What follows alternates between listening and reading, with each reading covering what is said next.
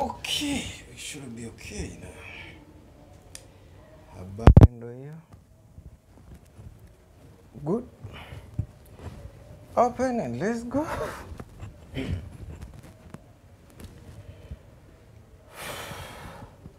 Happy New Year, everyone. Good afternoon, good morning, good night, good evening. It may be a Sunday today, it may be a Monday today, it may be a Saturday. From wherever you are, welcome again. This is another new season for Elevation, and Happy New Year, bro. Happy New Year, Senior. Good to see you. How have you been?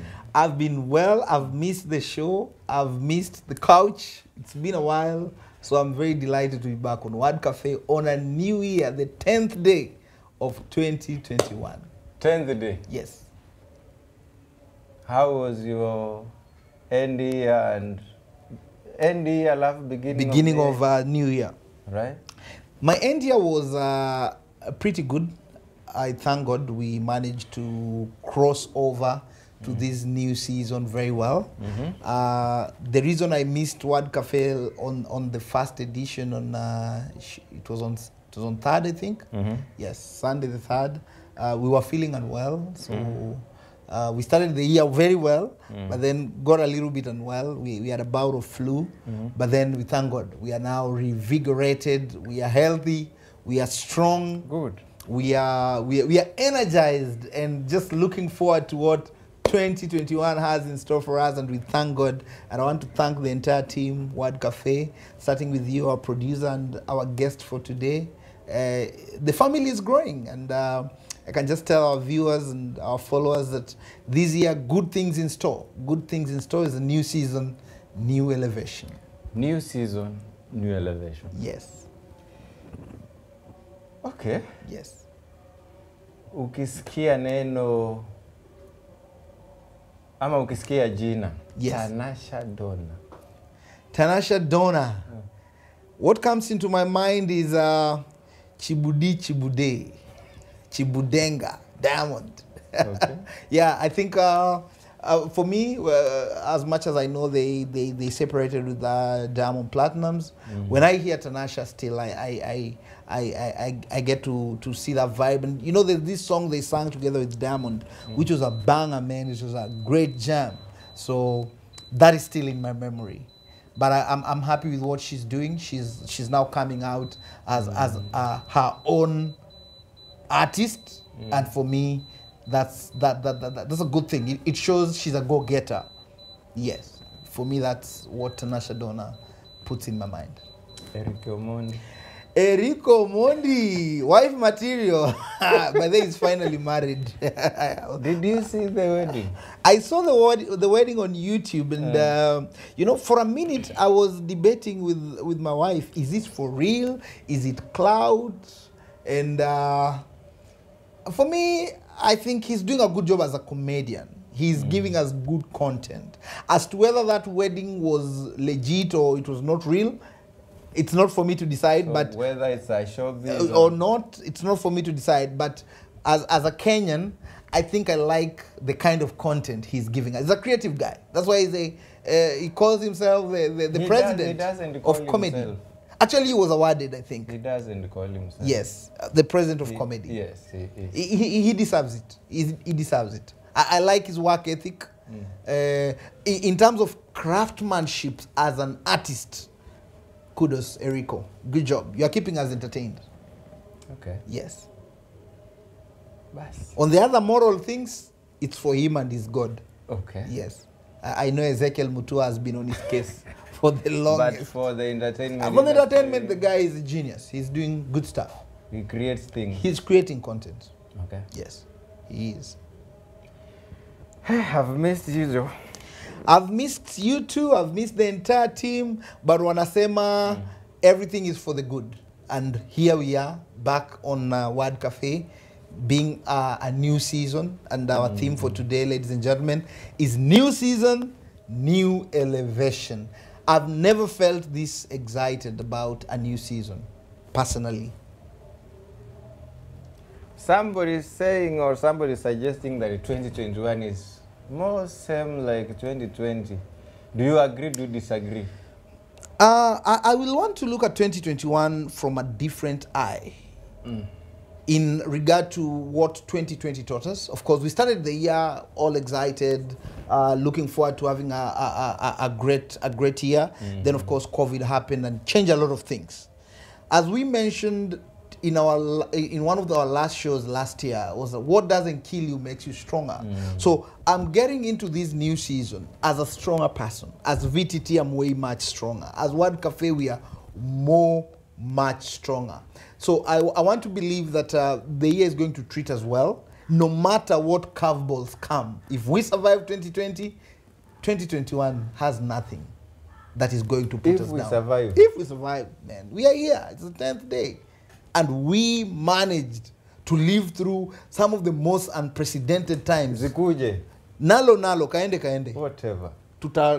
And God's grace is still sufficient. Right, so as a Christian, I'm anchoring on the fact that God is still on the throne, and even the COVID pandemic did not catch God by surprise. So why should we be surprised? We learned our lessons. Our skin is thicker today. God is still on the... He's still on the throne. Ulisikia vile rais alisema? He's still in charge. He is. Yeah. One scholar posted and challenged his opinion by using a certain quote by the former PM of UK, Margaret Thatcher. At one point, Margaret Thatcher said, when you remind people that you're in charge, you're not in charge. It's Someone debatable. else is. Yes. It's a debatable thing. I'm just quoting Margaret Thatcher in one of her speeches. She said, if you have to remind us that you are in charge, then you're not. Debatable though. Hivyo ndivyo kulivyo. Hali ilivyo, and of course the discourse of this country in terms of politics is ever changing. It's very fluid. Yeah, very but one thing we are sure is that we are going to see even more changes in the times to come. It's 2021, and of course 2022 is closing. And you know, in this country, politics is ever there. I mean, it's like... Whether it's 2020, it does not matter. Whether it's a general election year or it's a normal season. Politics is the business. Actually, it's like a fabric that has intertwined in our society. Kenya in particular. Wachana nazo. Yes. Let's go to our topic of the show. Yes. New season. New elevation. A new season and a new height. You know, elevation means... To be taken higher. Okay. I first of all want to applaud the coining of that phrase, because let's face it, we are in a time where we need to have an elevated mindset to begin with. Considering the hurdles we had to overcome in the past year, it goes without saying that in this new season, we need to scale up. And to do this, the first software is the mindset. So it's a new season, and somebody shared this as we were crossing over to the new year, that you see, the sun is still the same. The wind is still blowing in the same way. Probably you are still living in the same house, in the same neighborhood, or maybe you have changed, but still eating in the same spaces. So ideally, what changes in a new year and in every day, whatever changes, is the software in the mind.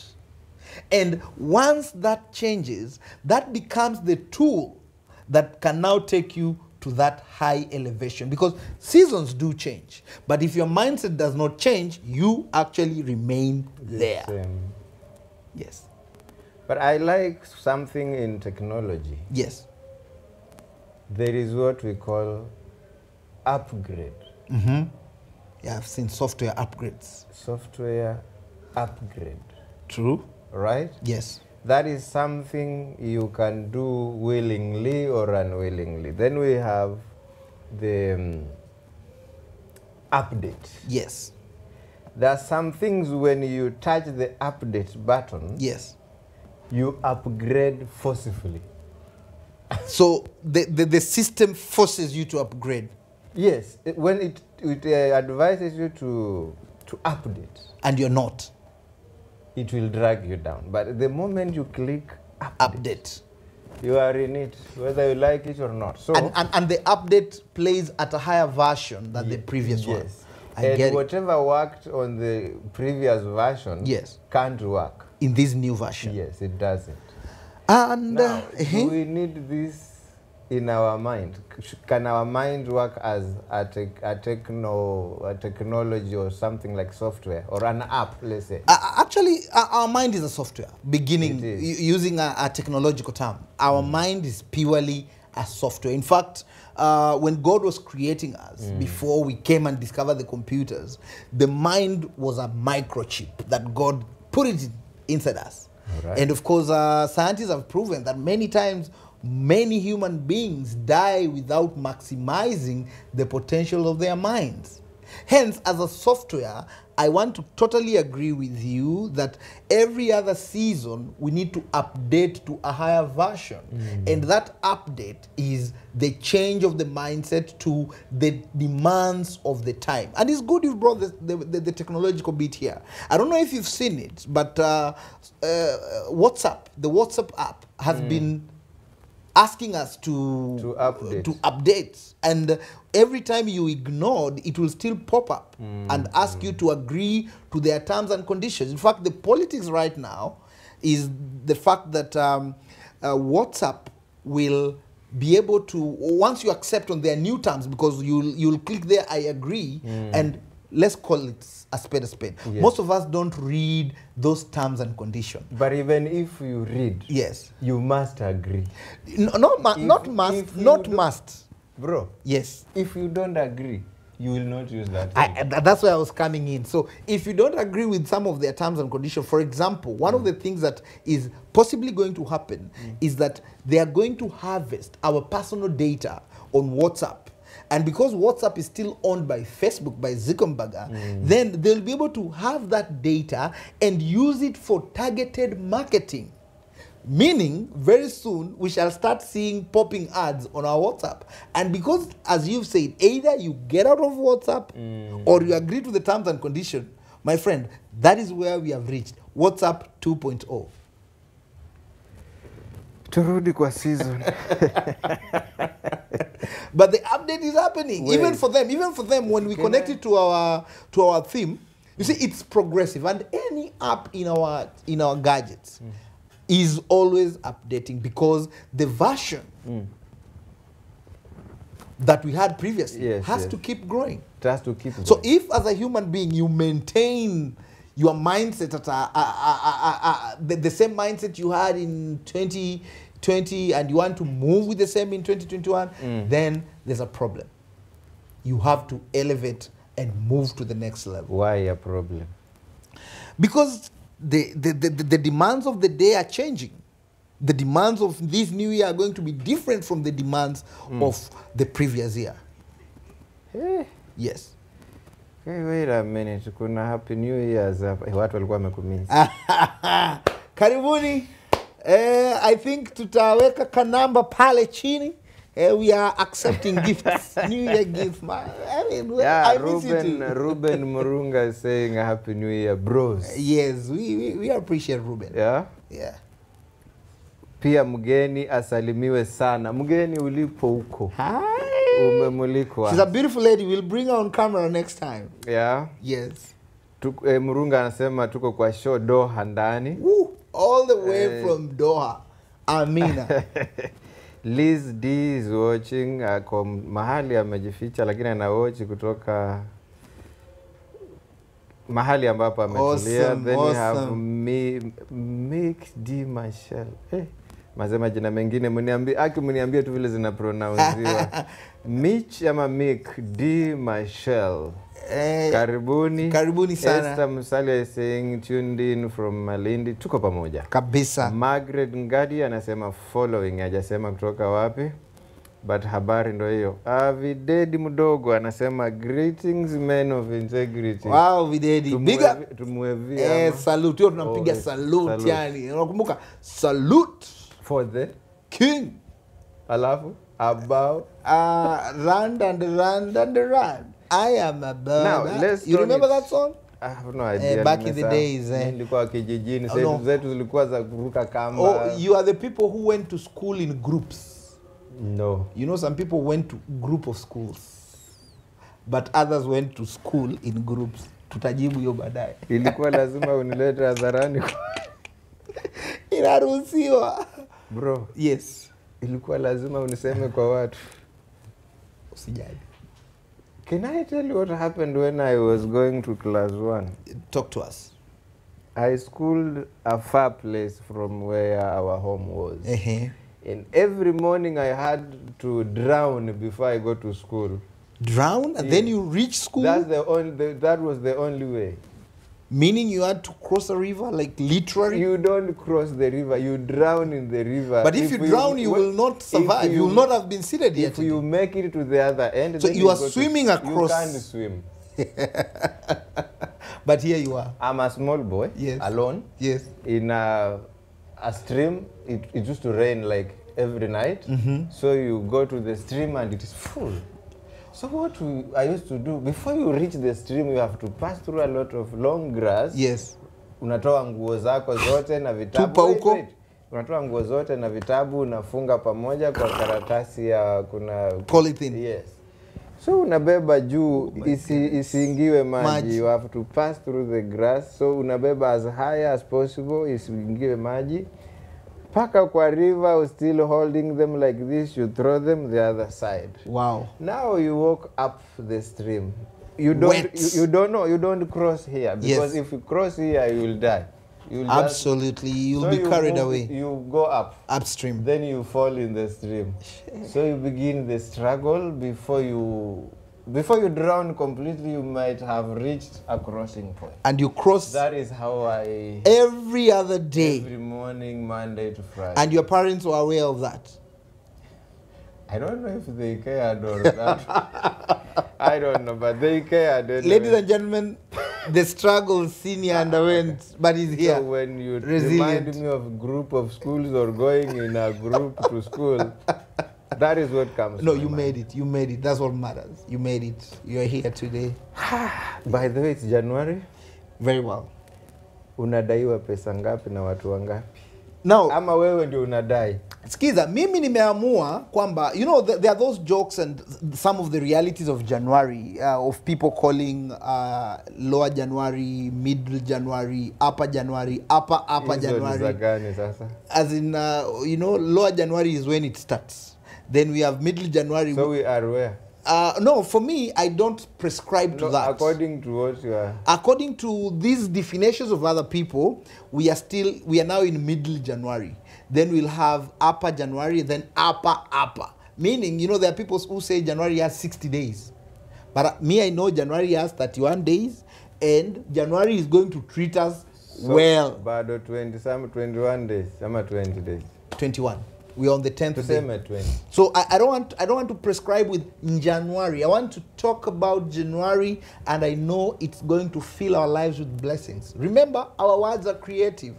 When we start to confess that it's January, then kweli nja inaanza kuwa.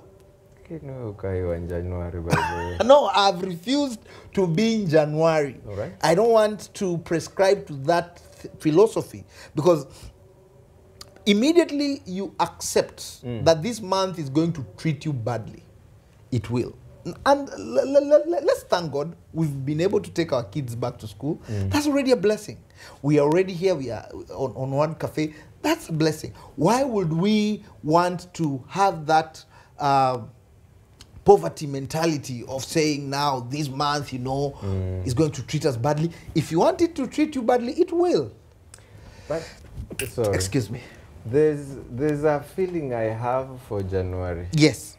I'll tell you the truth. Go ahead. January to me, it's like a symbol of a beginning. Yes. It's a symbol of a new thing. Yes. Actually, it is the first month of the year. It's the beginning. True. It is a symbol of whatever was closed for holiday. Yes. It has to open.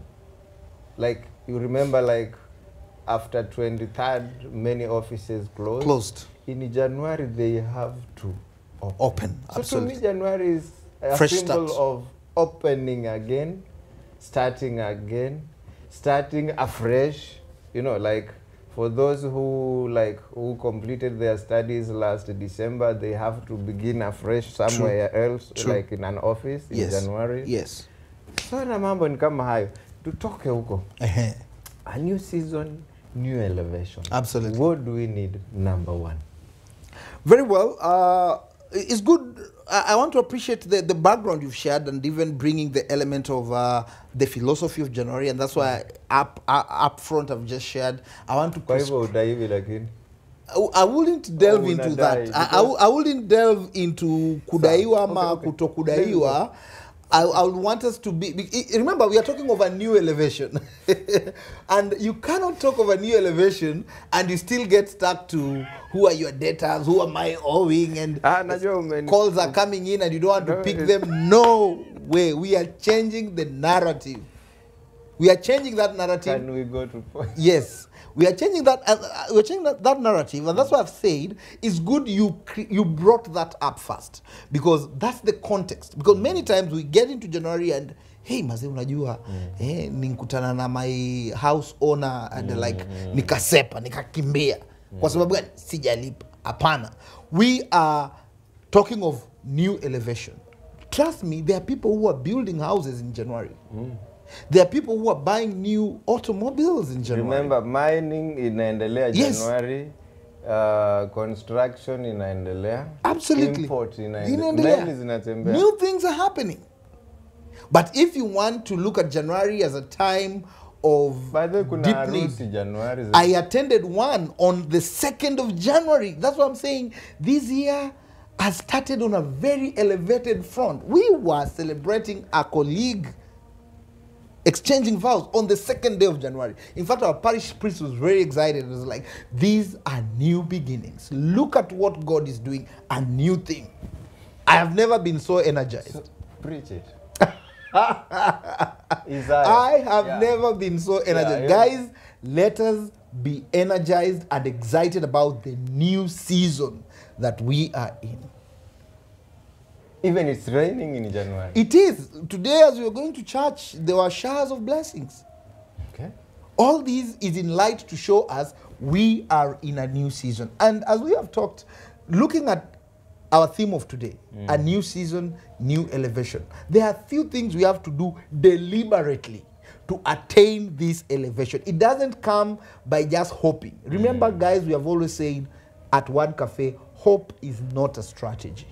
You cannot say you will hope and things will work. No.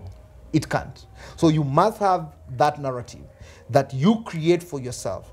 Now, I know many people, when it comes to January, they have New Year's resolution. I personally don't look at it as a New Year resolution, because let's face it, many people don't attain their resolutions. You put a resolution that you want to reduce weight and you want to be lean, you even get a gym membership. By March, you are no longer going to the gym. Umekula fair. Umekula fair. Why? Because you set a resolution. These days, I want to look at it as when a new season begins, I set goals. Both you don't set resolution. No, I'm no longer in the. Goals. I set goals, and these goals are in long term. They are in short term. Kukasirisha watu, kushikashika simu za ma-ex, kufanya. You see, for example, for me, I already have my 10-year long plan, which started in 2020 when we started the decade. Agenda. Exactly. So I'm still into my long-term goal, which I break it down into short-term. So I'm now working on a short-term period on things that I already started in 2020. I am continuing in that particular journey now that I've broken them down into smaller goals. And the first thing that I want to share. Okay, Tulia. Yes. Unaanza kwa kusema for this new season, new elevation, you need number one. Okay. Basi ndio.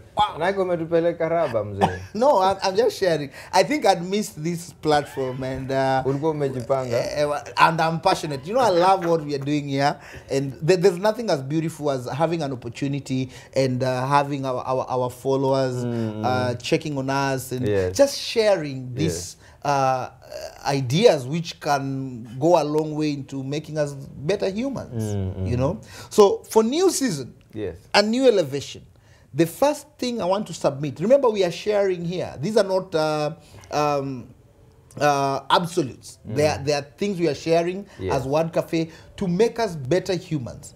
So for you to attain that new elevation, remember you are the one who now has you have your goals. And I always say this, at a time like this, it is always important that you write your goals down by pen, using a pen or ink. Unajua? Yes. Hata kwa written word. Yes.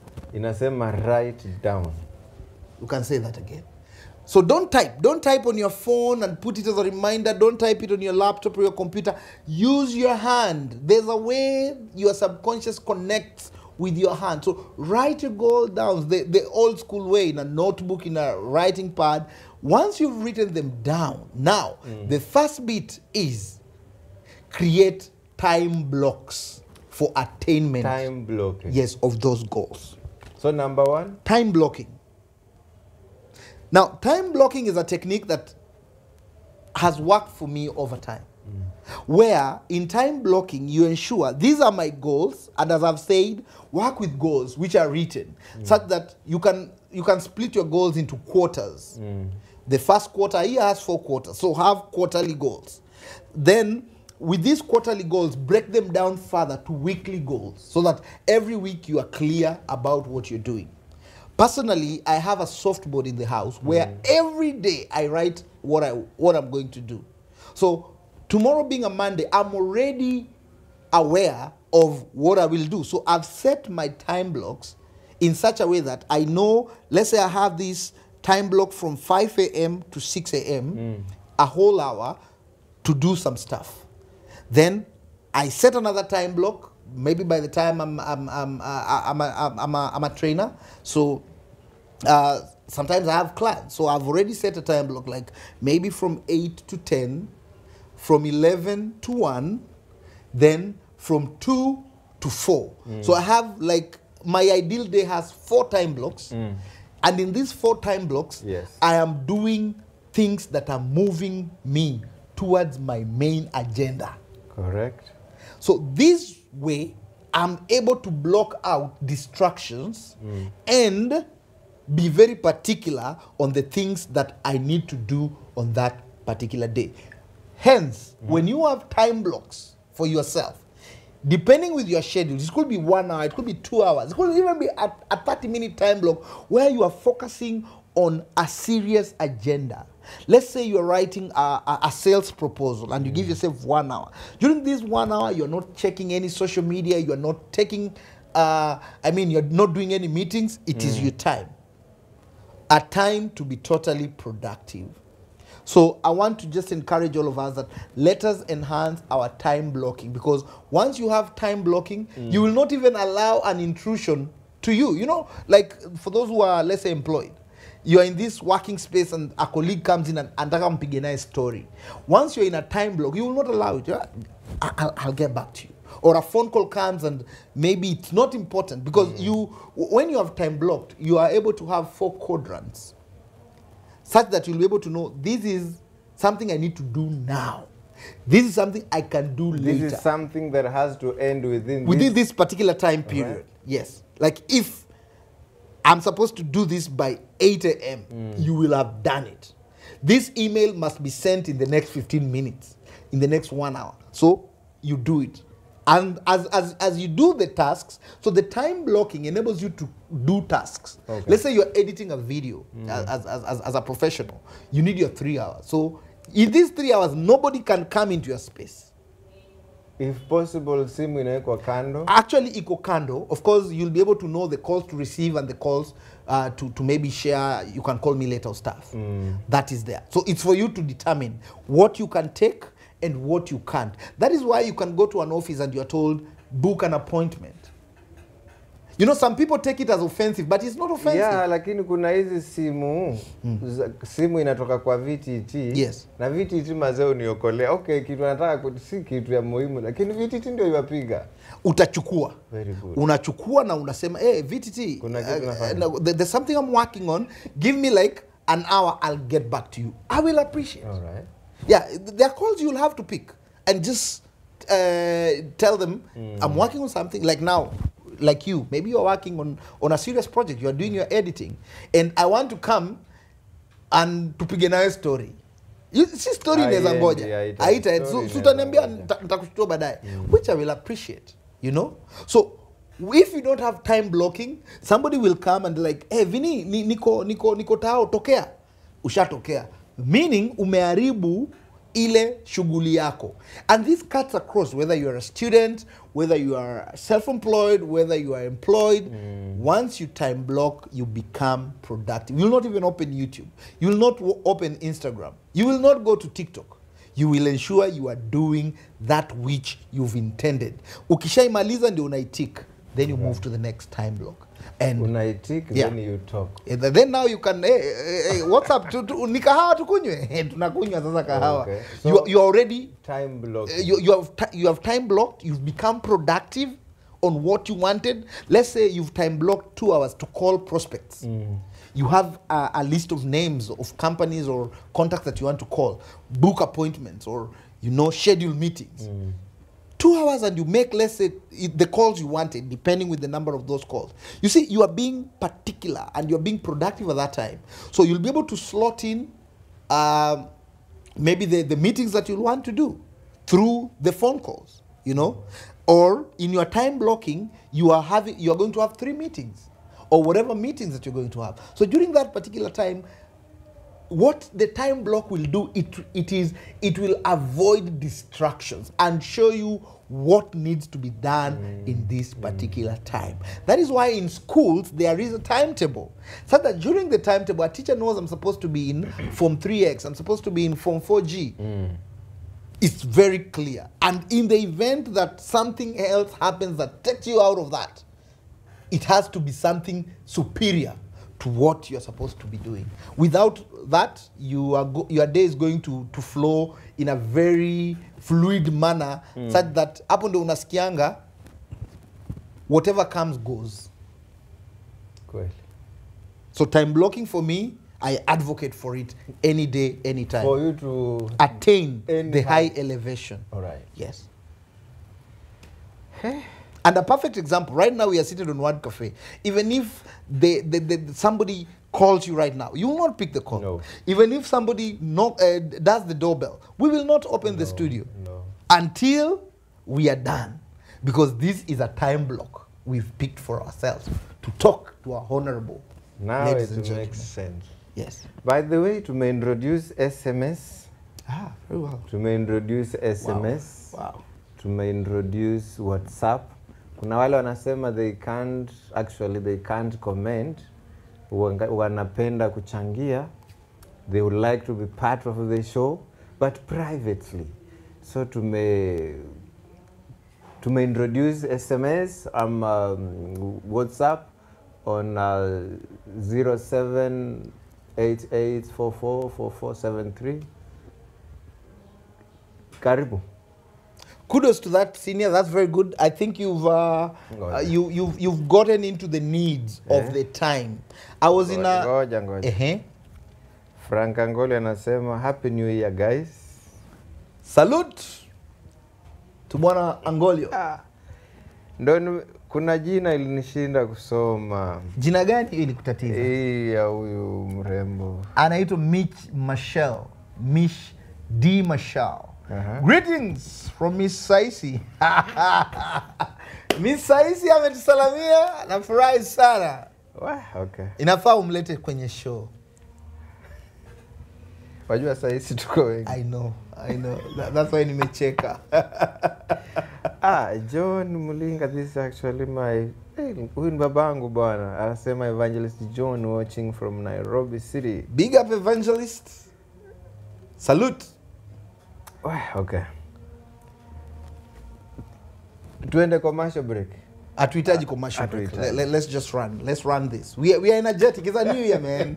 We are fired up and ready to go. Hakuna commercial break. Atuhitaji. Na kama iko? Atuhitaji commercial break. Okay. Or if you want us to pay the bills, you know, you've introduced the SMS, and as I was saying, you know, today we cannot have these conversations without extending them on WhatsApp. So it's a good extension, and our honorable followers, very soon we are introducing another number. Another number is coming. So get ready. Get ready. Thank you for your support, by the way. Okay, what do we need number 2? After time blocking. After time blocking. Yes, after time blocking. And here we are looking at attainment of the set goals for 2021. They could be short-term goals in terms of your long-term agenda. So once you've time blocked, the other important thing that you need to have is get an accountability partner. An accountability partner. And there's a principle behind it. The principle states that, it's called the principle of accountability. It states that it is very easy for you to let yourself down than it is for you to let somebody else down. It is very true. True? True. You concur? True. Because ideally, when nobody knows your goals, when nobody knows what you want to attain, when things start happening and they're difficult, you'll always excuse yourself and tell yourself, kesho iko bwana, kwani, acha nilale, you know? But when there is somebody else that is part of this story, normally our human mind, or the way we are wired, I will not want to let you down, senior. I've agreed with you on Monday, we are doing this thing, or I will deliver this project at this particular time. I will feel indebted to complete it so that I don't annoy you. But if it was a project I had not shared with you, it's just me. Oh, I'll tell myself, nitaifanya kesho, na kesho ikipita nitaifanya kesho kutwa. Kumbuka hakuna mtu atanipigia kelele. Na hata utaweza fanya next month. Hata next year. Ipite hivyo yende. Why? Because utafanya ukiwa umestaafu. Exactly. Then you'll have it. And that is why many people procrastinate on things. Look at, why do we have managers in offices? Or the concept of manager came where the colonial alikuwa anatuwekea nani? Mnyapara. Kuna hiyo jina mnyapara. Mnyapara kwa English ni supervisor. All right. So the colonial masters put wanyaparas on Africans so that the Africans can deliver on timelines. Because ulikuwa na wakati huo wa kikoloni nasikia mnyapara alikuwa anaruhusiwa hata kukuchapa. They could whip you. So for you, because of the fear of the mnyapara, kazi ilikuwa inafanyika. And here I'm bringing the context of, let's say, people working in plantations, unapewa laini ya kahawa, unapalilia hii kuanzia hapa paka Mtwapa, uimalize. So the mnyapara, the supervisor, was your accountability person. And now the accountability here was forceful. Here we are talking, get somebody who will journey with you. Somebody especially you respect, and share with them your goals. Tell them, I want to do ABC. A simple example. You want to reduce your weight. You want to be more fit. You want to muscle up and tone. When you go to a gym report to the gym instructor. The gym instructor becomes your accountability partner. As opposed to say, me I have a gym membership, I'll just be working out. Utaenda upige pale press ups 5, ushachoka. Na kini ukiwa na gym instructor atakwambia, anakupatia reps. Kwa hii set utafanya 10 reps. Squats 10 reps. Backups 10 reps. So amekupangia. Na kwa sababu yuko pale, hata ukianza kuchoka, kuna psych fulani kwamba I don't want to let him down. It's an inner voice. I don't want to let him down. So you push yourself, unajipata umepiga zile reps jinsi anavyotaka. Within 3 months matokeo yanaanza kuonekana yenyewe. Na kwa mtu anataka kuoa mwaka huu aripoti kwa nani? Very well. Every goal can always have an accountability partner. If you want to get married, and let's say you already have the spouse that you want, you need to get probably your godparents who are already in marriage, and then let them journey with you. Or friends who are already in the marriage journey to journey with you. Friends whom you respect. So your friends. Mtu ambaye humheshimu atakwambia kitu kigani usikie. Ngumu. Lazima iwe ni mtu unamheshimu. Leo tuko kwenye biashara bwana senior. Na there are some financial targets tumeweka kwa biashara in terms of these are our projections. Once you get somebody you respect who probably it does not necessarily need to be in the same business you're doing, but it's somebody you respect and you look up to, who will periodically be asking you, hey, VTT, so like, how are we doing on our accounts? How many businesses have we closed this month? That will keep you on toes to chase on more prospects and to endeavor to close sales so that the balance sheet can be able to speak for itself when your accountability partner asks you. So how are we doing on our finances? You're able to create to remove your spreadsheet and they're able to see. Okay. So that accountability person will help yourself to push, knowing somebody, I have to be accountable to someone. But where there is no accountability, everything goes. That is why even learners in school, they need the teacher. The teacher becomes the accountability person. Children at home have parents. Parents are their accountability persons. Wewe unakumbuka hata sisi tukikua, kuna makosa haungefanya kwa sababu unajua mzazi wangu hawezi kukubali hii. That already gets in your mind and that becomes your accountability. So ladies and gentlemen, I submit, let us get accountability partners with whom we are going to journey. Another last example, if you allow. Let's say you're in a chama or a group where you're giving money on a regular cycle. Let's say you are 12 and you give these monies, let's say on a particular date, let's say the 5th. By the time 5th is approaching and you have not submitted your amount, how will you be feeling? Hatari kwa sababu gani? You are feeling that if I don't submit my payments, I'm going to affect the member who should be getting this money, or I'm going to affect all the members of our chama. So naturally, you will go an extra mile to get this money so that you don't let down your group. So these guys, they are your accountability partners. And where there are no accountability partners, my friend, let's say you're just doing your normal savings, kivyako. You have a piggy bank in the house. Wachana na hiyo nini. You save in the pocket. In the pocket. Yeah. Hiyo pesa itakaa. So ukichukua mshahara unaweka kwa pocket. Na inatumika. So guys, accountability partners are very important. Even on Word Cafe, I think many times we've had to be accountable to each other. And that's why the show is running. But if, and there's a statement you once said, you woke up one time and you just feel like this is not going to run. But you remembered you are not alone. And you came and we did the show. Yeah, I realized we are never alone, yes. By the way. Even for the past 1 week, actually last week we didn't do. No, you ran with last week we had a very serious issue. We lost a very close friend. So out of honor, out of honor, may his soul rest in peace. And the entire Samanga's family, we pray for you. May your dad rest in peace. So tragic. It happened. Yes. So out of honor. In a season of war. Out of honor. Yeah. Yes. And we are all here, by the way. Okay. Yes. So that's the second. Getting an accountability partner.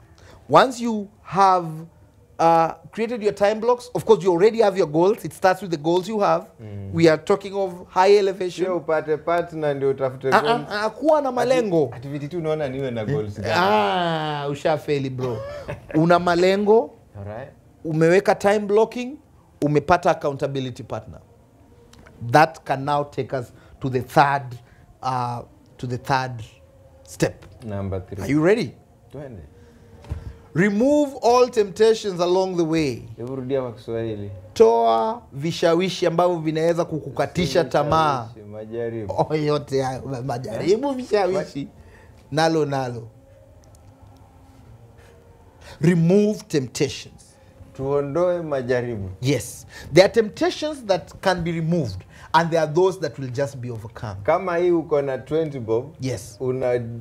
Kuwa divided in between your mind kama ununue ndizi ama upande matatu. Exactly. Hiyo ni temptation? Ni temptation. Na itategemea na yale malengo kwa sababu tuseme wewe let's say you're running a grocery shop. Yes. You have a grocery or a regular shop and your target is to increase your sales on a particular element. Na maybe umekuwa ukijipata at the end of the day, you've done this particular sales of the day, and instead of banking this money, you are coming with it at home. Hiyo ni temptation. Hiyo ni temptation. Si utaenda bank kesho. Nielewe, utakuja na hii pesa nyumbani. Chances are you will dig into this same money to do some house duties. Bank kesho. That is where we go wrong. That's where we go wrong. To remove the temptation of using this money unintentionally, today many banks have made it easy. We have mobile banking, and via M-Pesa you can get the money, put it in M-Pesa, use the pay bill of the bank, and send this money to the bank. And here I'm biased on business. Have that account where you discipline yourself that all the transactions I do in a day, they must log into my bank account before I get them again to do business with. Baba, hii pesa ni yako. Ni yako, lakini si unataka discipline na unataka kuendelea na unataka kuweza kuwa na track record of the monies that are coming in and those that are going out. If you will just use your ledger without having this money even going to your bank account, what will even show you are doing business? You are earning a living. Fine, you are sustaining a living. Okay. But remember, you're a business person. You're a businessman, you're a businesswoman. So having a bank account that is working and you are depositing money on of every sale for that matter, on daily basis, God willing, that removes a lot of other temptations. Look at ourselves. You are walking around, you have 5,000 shillings. I come to you as your friend. Hey, senior, mazeni nkwama, nisaidie 2,000 hapo nitarudisha. Itakuwa iko. Chances are you will give me because you have the money in your pocket. Na kama ukinikuta na hii pesa naenda kubank, utanipa. Chances are utanipa. Chances are utanipa. Chances reduce when this money has already been sent to the bank. So you'll be able to tell me, Vini, maze, I'm not liquid. Sina do. Ukikutana posta na mimi nilikuwa naenda bank, nita change mind. Kuna uwezekano uta change. Okay, kuna mwenye anaweza kosa kuchange, and that's where we are talking of removing the temptation. Okay. Because upigiwe simu kutoka bara na uko na pesa kwa M-Pesa imekaa. Yes. Trust me, utatuma. Hata kama sio dharura. But let's say the same phone call comes and you've already deposited this money in the bank account. You will still help, but remember, hii pesa itakuwa iligusa bank account yako. Hata ukiitoa, ime reflect kule. So by the time you are being given your statements from the bank, you're able to see the growth that you're having. You know? So I'm not telling anybody not to share and assist, but in terms of business prudence, and we are having prudence in the house, is a case of just ensuring that there's a track record. All right. And these temptations could come in many ways. You've decided again on health goals. Why would you go buy cake, put it in your house, and you are trying to reduce on sugar intake? You are putting it there, for God's sake, you'll see it in your fridge. You'll want a piece. hata kama ni watoto, you can buy for them apples. Ya wageni. Umenunua ni ya wageni, na hiyo ndio itakupa ile temptation ya kutaka kula. So if you don't want to get into that temptation, don't buy that cake. Ni kama niende kununua avocado. Yes. Za watoto. Yes. Temptation iko wapi na avocado hapo? Avocado is a healthy fruit. Are you sure? Yes. But in essence, we are all having things that we know. Yes, yes. But let me give something that decided I'm not going to. Somebody has decided I'm not going to drink. Somebody who drinks. Yes. And then you go buy liquor and put it in your fridge, and you're telling yourself, I will not drink this here. No, you will. Yes, you will tell yourself, mabeste zangu wakija watakunywa. But kwa sababu iko pale, one evening quarter glass is not bad. Okay. You have relapsed. So, generally, remove things that you know will backtrack you. And even don't go to places which you know will not be in line with your goals. Okay. You've decided, because kuna mahali utaenda na ikuletea ile, like for those of us who, especially ladies, who have the temptation of buying bags, shoes. Don't go to that shop. Yeah, don't go to that shop that will entice you. Hey, this is so nice. Hey, you know. So don't go there. Just avoid. Squeezy shops ziko hapo. I know. Don't open Kilimall. Don't open whatever site. Wewe unaangalia tu. Don't. Ukipita haraka, run. Don't spend time there, because as long as you spend time there, my friend, it will affect you. You will fall. Depending, maybe, I don't know how much time is. No, we have two more. We have two more areas that I want us to talk about, and our producer is doing a good job. I can see the screen is reading very well. All right. Yes. Good job. So can we go to the fourth one? Fourth point. This is a fourth discipline point. Yes. Actually, discipline now covers all of them. So it's discipline that makes you set goals for yourself. Right. Then now these beats on time blocking, accountability partner, and removing temptations, all of them in essence is discipline.